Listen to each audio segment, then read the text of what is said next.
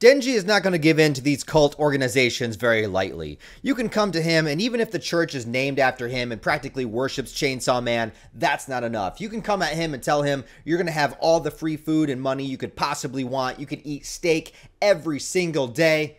That's not enough. Denji will not commit to this. Denji will not give in to the pressures of the other side of wanting them to join the church. But if you offer the fact that there's a lot of women that you could bang as often as you want, well, in that case, Denji opens up an entire new set of powers and abilities and can suddenly teleport. So yes, that'll do it. This is another exposition heavy chapter of Chainsaw Man that I think really sets up things that are going to come in the future and kind of gets our hopes up, which might actually be a bait and switch. Because, well, we'll get to it here in a second, but I think that a lot of things in this chapter might actually be making us think a particular way or make us think that we're going to see something specific, but really it's going to turn on its head and be something completely out of the realm of possibility of what we've even thought of, because Chainsaw Man does tend to do that. It tends to kind of just pull the rug out from under you all the time, and it's one of those series that's almost impossible to predict the future, which is one of the reasons why I like reading it, is because I like when I don't know where a story's going. I like when I can't see 10 steps ahead. I like when I think the story's going one way, and then all of a sudden there's a huge detour. A lot of times in storytelling, that could possibly be a bad thing, but I think that Chainsaw Man manages to pull it off in a very, very unique way, and it's always fun. It's always funny in the different directions that it could take you, that you think the storyline is doing A, and then it just shifts into a B plot, and then that's the main plot now. It does that over and over again. So I would say don't get our expectations too high. But what I basically mean by that is the introduction of this new character that is actually a character we've seen before, named Sugo, who is one of the sword weapon devils that fought in the final climax of part 1. And I love how in the beginning of the chapter here, he mentions, yeah, Denji, we fought in that battle, yada, yada. And Denji's like, that wasn't me, dude. Like, I don't remember that, whatever. And he just kind of walks away. He's like, I got shit to do. I love that. Just like classic Denji kind of reaction to the situation. Like, oh yeah, that was a Pochita thing.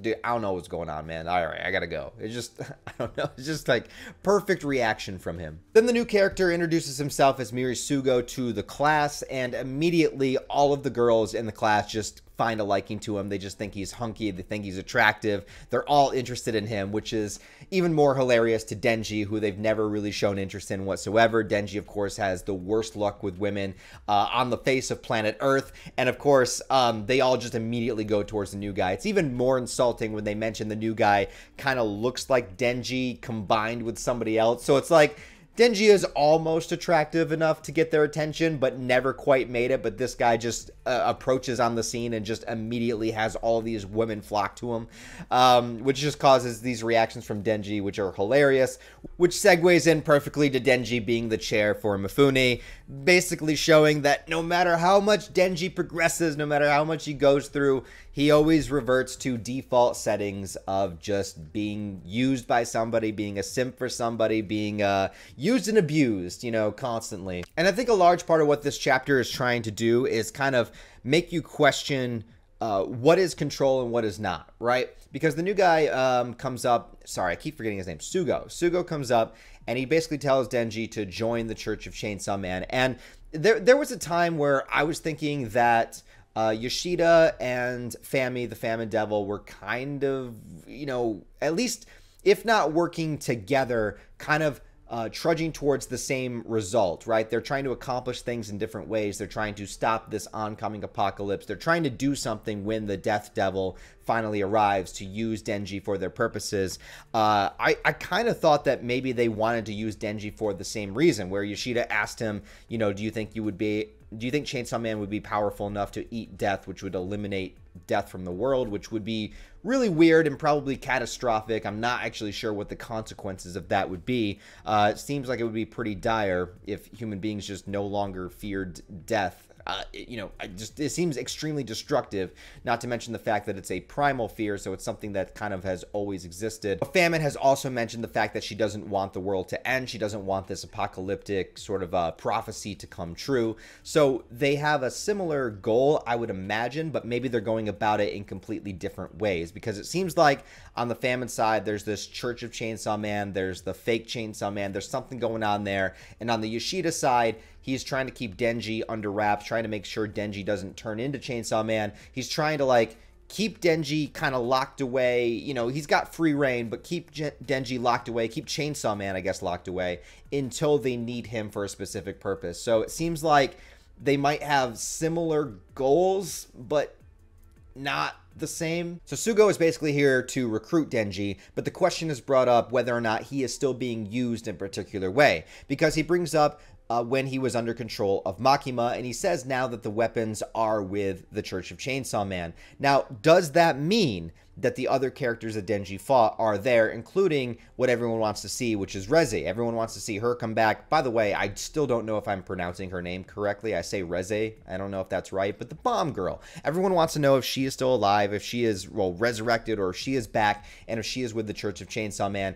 Is it possible that we will see her again when Sugo specifically says that the weapons are now with the Church of Chainsaw Man? But what does that mean specifically? Are there a bunch of other characters that we don't know about yet that still fall under that category?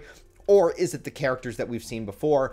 I really don't know, and it might not even be either. It might not even be fully accurate. Like, I don't know what direction this story is going to take regarding this. However, it does leave the possibility open of seeing these characters that we haven't seen in a long time, and what that would mean for Denji, you know, being able to see them again after everything that happened from before.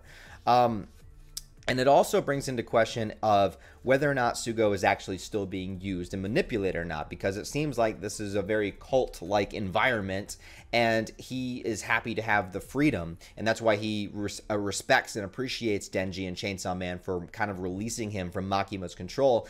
But at the same time, is he still kind of being used in some kind of way? And I think that Chainsaw Man in general, like the kind of like overall themes of the story, I think a lot of it is about people not being able to make their own decisions, right? Or people being worried about what making their own decisions could possibly mean.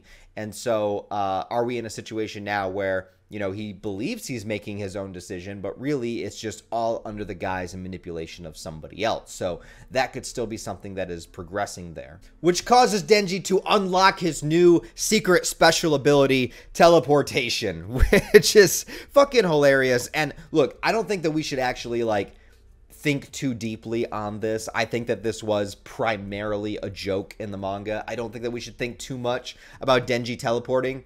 You know, he might have just, like, jumped off the school, transformed really quickly, ran up the stairs. I don't know.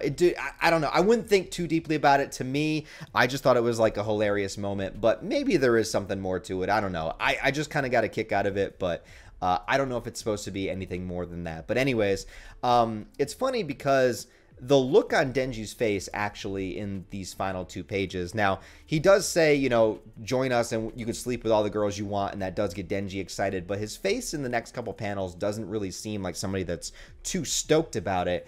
On the other hand, it seems like he's really reflecting on, once again, being controlled by everybody and not being able to make his own decision. He even says that he's thought about being somebody else's tool and what that means. And if the Church of Chainsaw Man is kind of worshiping him or looking up to him, this would put him into a position, I mean, theoretically, it could put him into a position of, like, authority or a position of admiration, something that he's always wanted, right?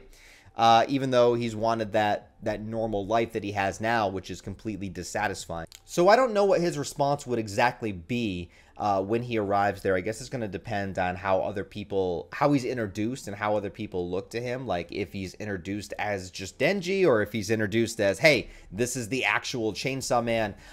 If that could cause a confrontation or something that's going wrong in Fami's plan, something she actually didn't want to have happen. Or is it the matter of fact that she did, and this is like an attempt to get Denji kind of away from Yoshida's side of the plan?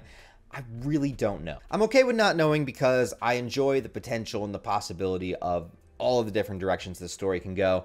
If you guys like kind of get something out of this that I am not getting, or kind of understand where this plan might be heading, something that I'm not picking up, please let me know in the comments below. I'd be really curious to hear your thoughts, because for me, I'm kind of at a loss right now. I'm kind of at a loss of like what direction this story is actually going to go. My predictions are out the window. Like, I really, honestly, like legitimately don't know what's happening from this point forward.